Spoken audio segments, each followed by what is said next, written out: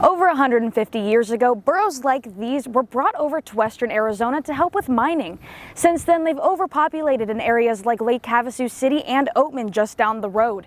Now, the BLM is trying to help protect these animals and protect drivers by preserving this natural piece of history and taking it to other parts of Arizona.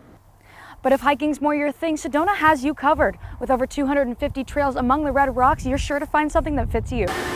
To brew beer, it really takes a village with quality control and factories like this. But here at Mother Road Brewing Company in Flagstaff, it truly takes perseverance to brew beer at 7,000 feet.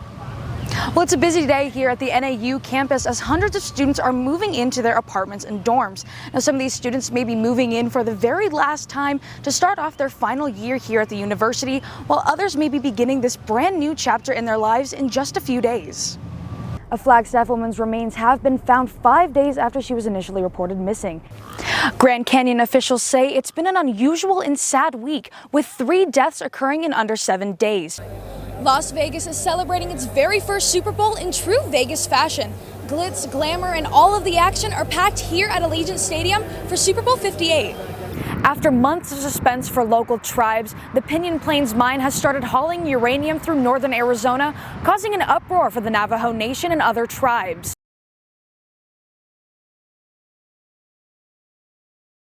When Randa Jumper started her shift at Wicked AZ Coffee at 4:45 a.m., she noticed noises near her booth, located on North Eldon and Route 66. I was getting out of my car, ready to start my shift, and then I just started hearing grunting. I wasn't sure where it was coming from because it was still dark outside, so I kind of just hurried into my little booth because we have quite a bit of a homeless population here.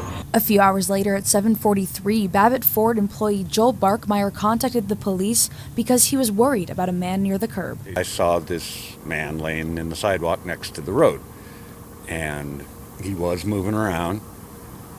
His shirt was up over his shoulders, like, I was thinking he's going to freeze to death out there in the first thing in the morning.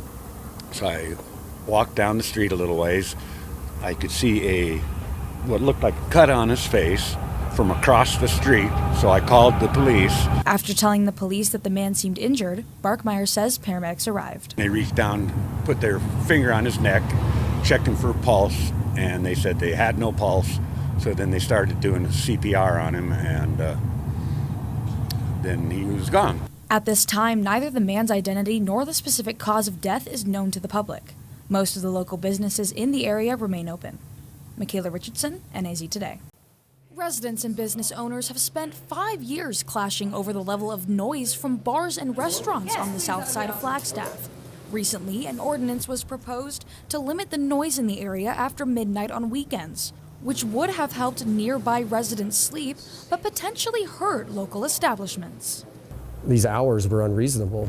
Like, they would there was multiple business owners that spoke from the south side. They all said that it would put them out of business and people would lose jobs and the city would lose tax money. The recent proposal says any sounds that could be heard from a neighbor's front door would be considered a violation and warrant police intervention. Dyer says a new ordinance that is based on decibel levels would limit the unfairness of the proposal. Almost every noise ordinance in towns is based off of decibel levels, because it's something that you can measure and it's something tangible that can hold up against it, in different arguments. For someone to say I can hear him at my doorstep isn't really a proper way to enforce a noise ordinance. Dyer says most of the noise complaints come from one resident, Candace Ryan, who says coexisting with the bar has become harder because of new ownership in the last 5 years. We hear every council meeting that just me, made 300 calls for noise disturbances in a year. I don't have time to do that. I have a life. This narrative is serving a certain subset of people, so it's being perpetuated, and it's fueling this unreasonable anger. Ryan says she is standing up for residents unable to speak for themselves. I have an activist soul, I always have. Right now it's feeling extra strange because there is some hostility. My physical address was published without my consent on the petition that's going around. Dyer says no harm was intended to the neighbors by posting Ryan's address. The city council says more time is needed to talk to those affected by an ordinance of this caliber before they can write up a more succinct proposal. Makayla Richardson, NAZ Today. Former President Donald Trump is in the high country today for a rally in Prescott Valley. With 3 weeks left until the election, the former president is polling ahead in Arizona, leading both tickets to campaign vigorously in the swing state. J.D. Vance, Tim Walz, Vice President Kamala Harris, and now the former president have all visited Arizona in the last 2 weeks. Trump's visit to the border state focused on just that, assisting Border Patrol officers and deporting illegal immigrants. Countries and continents, but countries are releasing their prison populations into our country. And you know what? If I headed up any one of the countries we're talking about, I would have done the same thing. I would have done it even faster. Trump has made such claims for years, but has not offered proof. Even so, he says one of the most dangerous groups, a Venezuelan gang called Tren de Aragua, is taking over the country. Can you believe it? They said, one of the papers said on another country that we are an occupied country. And you know what? They're not that wrong. Trump brought up a group of border control agents to announce their endorsement. On behalf of the 16,000 men and women represented by the National Border Patrol Council, we strongly support and endorse Donald J. Trump for President of the United States. Before closing statements, Trump acknowledged the media at the event. Wow, that's a lot of fake news back there. That's a lot of cameras. I didn't even notice.